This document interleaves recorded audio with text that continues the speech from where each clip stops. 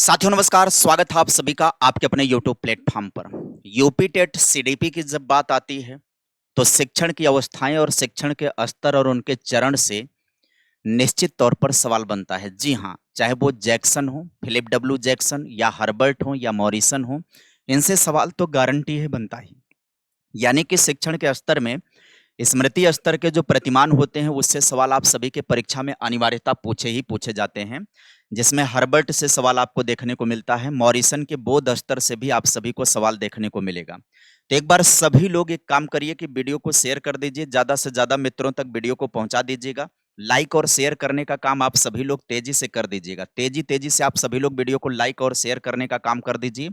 आइए हम सभी लोग सेशन का प्रारंभ करेंगे, जिसमें हम सभी पढ़ेंगे शिक्षण की सभी अवस्थाएं, इनसे सवाल बनेगा, शिक्षण के सभी स्तर तीनों और उनके जितने चरण हैं उसके विषय में पढ़ेंगे, जिसमें जैक्सन, हर्बर्ट, मॉरिसन, हंट पढ़ेंगे। पूरा का पूरा कंफ्यूजन मात्र 10-5 मिनट की वीडियो में समाप्त करने वाले हैं। सेशन का प्रारंभ करेंगे। सबसे पहले बात करेंगे शिक्षण की अवस्थाओं को लेकर के, स्टेजेस ऑफ टीचिंग को लेकर के जो सवाल आपके परीक्षा में पूछे जाते हैं उसका डिस्कशन करेंगे। प्रसिद्ध मनोवैज्ञानिक फिलिप जैक्सन ने शिक्षण प्रक्रिया को समय के आधार पर 3 अवस्थाओं में बांटा है। पहली अवस्था उन्होंने बताई कौन सी? पूर्व सक्रिय अवस्था, जिसको प्री एक्टिव स्टेज कहा जाता है, जिसको योजना बनाने की अवस्था भी कहा जाता है। यह कक्षा में प्रवेश करने से पहले का समय होता है।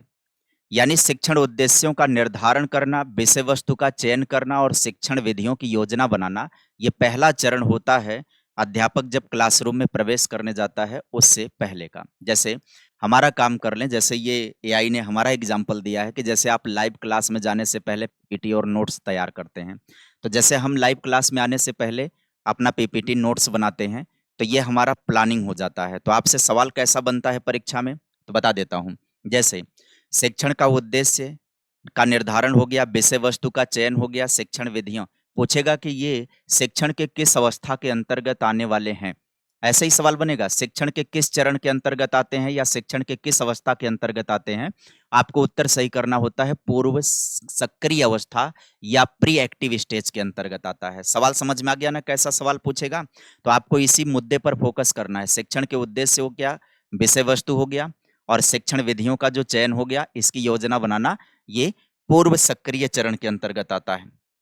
दूसरा होता है अंतः सक्रिय अवस्था, जिसको इंटरएक्टिव या इंटरेक्टिव फेज कहा जाता है। इंटरेक्टिव फेज का मतलब अंतः क्रिया अवस्था हो गया, या कक्षा के दौरान की अवस्था होती है जहां पर अध्यापक छात्र के आमने सामने दोनों लोग होते हैं। कक्षा के आकार की अनुभूति, ध्यान दीजिएगा, sizing of the class, class के कक्ष का जो आकार और प्रकार तय करना, ये किसके अंतर्गत आता है? इनएक्टिव स्टेज के अंतर्गत आता है या इंटरेक्टिव स्टेज के अंतर्गत आता है। छात्रों की कमियों का निदान करना, विषय वस्तु का प्रस्तुतिकरण करना। तो देखो, निदान या डायग्नोस करना किसके अंतर्गत आता है? इंटरेक्टिव फेज के अंतर्गत आता है। विषय वस्तु को प्रेजेंट करता है तो इंटरेक्टिव के अंतर्गत, यानी क्रिया और प्रतिक्रिया जो होती है वो इंटरेक्टिव फेज के चरण के अंतर्गत आएगी। आगे आता है उत्तर क्रिया अवस्था, पोस्ट एक्टिव स्टेज जिसको कहते हैं, मूल्यांकन की अवस्था, कक्षा खत्म होने के बाद का समय है। यानी शिक्षक के कार्य क्या होंगे? छात्र के व्यवहार परिवर्तन का मापन करना, टेस्ट लेना, प्राप्त परिणामों के आधार पर अपने आगे की शिक्षण रणनीति में सुधार करना। ये किसके अंतर्गत आता है? ये मूल्यांकन अवस्था के अंतर्गत आता है। यहाँ पर ये इससे रिलेटेड सवाल बनते हैं। तो एक तो सवाल आपका इससे निकल करके आ जाएगा। अगला सवाल जो आपका निकलता है वो शिक्षण के स्तर, very very very very very most important, इसको कर दीजिएगा। यहाँ से सवाल अनिवार्यता पूछे ही पूछे जाते हैं। तो ध्यान दीजिएगा, संज्ञान के आधार पर शिक्षण के 3 स्तर होते हैं। यहाँ से डीप सवाल निकलता है। बताता हूँ सवाल कौन कौन से पूछे जा सकते हैं, उसकी भी चर्चा करूंगा। पहला स्तर कौन सा होता है? पहला स्तर होता है मेमोरी, स्मृति स्तर होता है। प्रतिपादक इसके कौन है? जनक इसके कौन है? जॉन फ्रेडरिक हर्बर्ट इसके प्रतिपादक हैं, जिसको जीएफ हर्बर्ट कहा जाता है।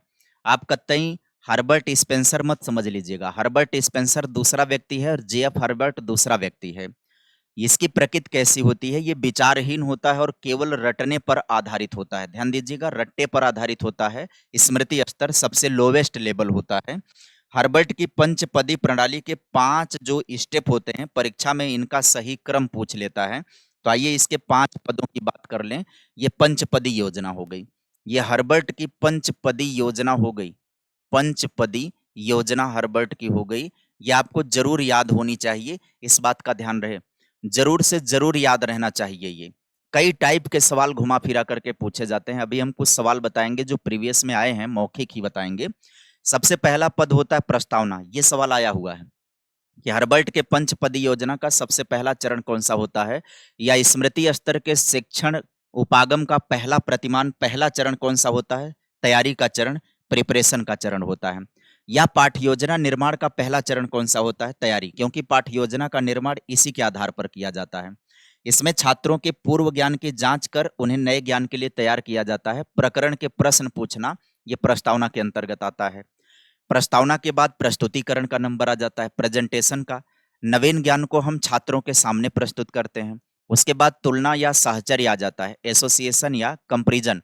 नए ज्ञान को पुराने ज्ञान के साथ क्या की जाती है, तुलना की जाती है। सामान्यीकरण, एक नियम या सिद्धांत स्थापित करना, यानी कि जब तुलना और साहचर्य बच्चे के अंदर आ जाएगा तो वह उन्हीं प्राप्त हुए ज्ञान के आधार पर एक नया नियम या एक नया सिद्धांत स्थापित करता है अपना।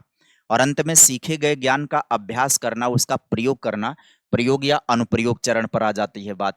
ये मेमोरी लेवल के 5 स्टेप हैं, ये आपको अनिवार्य याद होने चाहिए।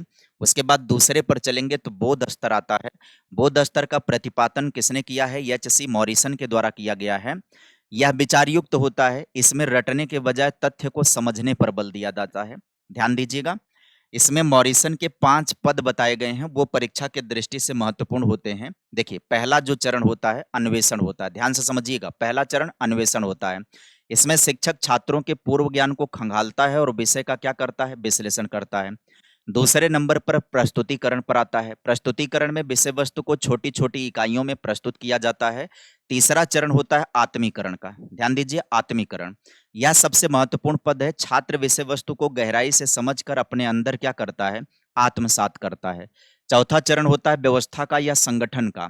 सीखे गए ज्ञान को बिना किसी मदद के क्या करता है, वो तार्किक क्रम में व्यवस्थित करता है। और पांचवा होता है अभिव्यक्ति या वाचन का। छात्रों द्वारा सीखे गए ज्ञान को मौखिक या लिखित रूप में कक्षा के सामने ये प्रस्तुत करता है। ये 5 पद होते हैं, इसको देखकर कंफ्यूज मत होइएगा। ये 5 पद होते हैं मॉरिसन का। अब देखो यहाँ से सवाल क्या बना है, 2018 के यूपी टेट में सवाल पूछा है। यहाँ पर देखना, प्रस्तुतिकरण यहाँ पर भी है और यहाँ पर आ जाओ, प्रस्तुतिकरण आपको यहाँ पर भी देखने को मिलेगा। तो 18 में सवाल पूछा है कि स्मृति स्तर और बोध स्तर का उभयनिष्ठ चरण कौन सा है, प्रस्तुतिकरण है। एक सवाल और पूछा है, एक सवाल ये पूछा है कि मॉरिसन का जो आत्मीकरण है, आत्मीकरण का चरण है, जो बोध स्तर के शिक्षण प्रतिमान का परिपाक या आत्मीकरण का चरण है, वह स्मृति स्तर के किस चरण से मेल खाता है। तो देखो, तुलना और साहचर्य से मेल खाता है, इस बात का ध्यान दीजिएगा। दोनों का कंपैरिजन भी आपको करते चलना होगा, दोनों का मिलान भी करते जाना होगा, कौन किससे मेल खाता है, ये बात आप ध्यान दीजिएगा ना। तो ये बोध और स्मृति का 5 पद आपको अनिवार्य याद होना चाहिए। इसे भी याद कर लीजिएगा, अन्वेषण, प्रस्तुतिकरण, उसके बाद आत्मीकरण है, व्यवस्था है, अभिव्यक्तिकरण। ये 5 पद याद करिएगा। मिलान के लिए भी दे देता है और इनका क्रम भी पूछ लेता है। और ये भी सवाल आ जाता है कौन सा बोध स्तर के शिक्षण प्रतिमान का पहला पद है, कौन सा दूसरा पद है, तीसरा पद है, अंतिम पद कौन सा है, ये सवाल पूछ लेता है। निम्न में से कौन सा बोध स्तर के शिक्षण प्रतिमान में उसके पद के अंतर्गत उसके चरण में शामिल नहीं है। स्मृति स्तर के शिक्षण के चरण में कौन सा शामिल होता है, कौन सा शामिल नहीं होता है। ये बहुत ज्यादा सवाल बनते हैं। यहाँ से आगे बढ़िएगा, अगले चरण की तरफ चलिएगा। तो चिंतन का रिफ्लेक्टिव लेवल इसको कहा जाता है, जिसको रिफ्लेक्टिव लेवल को ना परिवर्ती चरण भी कह देता है। इसका नाम ऐसे भी दे देता है, प्रतिवर्ती चरण भी कह देता है। तो ध्यान दीजिए, रिफ्लेक्टिव को याद रखिएगा बस। चिंतन स्तर, रिफ्लेक्टिव लेवल, परिवर्ती चरण या परावर्ती चरण, ऐसे करके देगा। प्रतिपादक कौन होंगे, मॉरिस पी हंट इसके प्रतिपादक होंगे। यह अति विचार युक्त है, यह समस्या समाधान और आलोचनात्मक सोच पर आधारित होता है। सर्वोच्च स्तर यही होता है, सर्वोच्च स्तर यही होता है। इसमें जो हंट के पद जो बताए गए हैं, पद ज्यादा महत्वपूर्ण नहीं है, चिंतन स्तर के पद ज्यादा महत्वपूर्ण नहीं है, बस इतना ध्यान रखिएगा। इसमें क्या पद होता है, समस्यात्मक परिस्थिति उत्पन्न करना पहला पद होता है, यानी अध्यापक छात्रों के सामने एक वास्तविक समस्या रखता है। छात्र परिकल्पना का निर्माण करते हैं, यानी कि संभावित समाधान सोचते हैं। परिकल्पना का मतलब क्या होता है? समस्या का संभावित समाधान ही परिकल्पना कहलाता है। तो अध्यापक समस्यात्मक स्थिति उत्पन्न करता है, छात्र परिकल्पना का निर्माण करता है, सोचता है, उसके बाद आंकड़ा इकट्ठा करता है, डेटा कलेक्ट करता है, परिकल्पना को सिद्ध करने के लिए जानकारी इकट्ठा करता है और फिर परिकल्पना का क्या करेगा? परीक्षण करेगा, यानी जानकारी का विश्लेषण करके अंतिम निष्कर्ष पर पहुंचेगा। ये अंतिम पद होता है किसका? ये चिंतन स्तर का अंतिम पद होता है। फिर से बता रहा हूं, 10 मिनट की यह वीडियो आप सभी के लिए रामबाण साबित हो रही है, ये जान लीजिएगा। 10 मिनट की वीडियो में कोई भी ऐसा मुद्दा नहीं है जो आपके सवाल में पूछा जाए और वो उसमें शामिल ना रहे। आपके लिए रामबाण साबित होगा। आप अपने हित मित्रों तक वीडियो को शेयर करिएगा, लाइक किया करिए वीडियो को, कमेंट किया करिए, ज़्यादा से ज़्यादा प्यार दिया करिए वीडियो को। इस वीडियो का वैल्यू आपको समझ में आएगा जब आप पेपर दे करके निकलोगे, तब आपके समझ में आएगा कि 10-10 मिनट का कंटेंट कितना बेहतरीन और कितना मारक आपके लिए साबित हो रहा है। मिलेंगे फिर अगली वीडियो में कुछ नए टॉपिक के साथ। Bye bye, take care, thank you.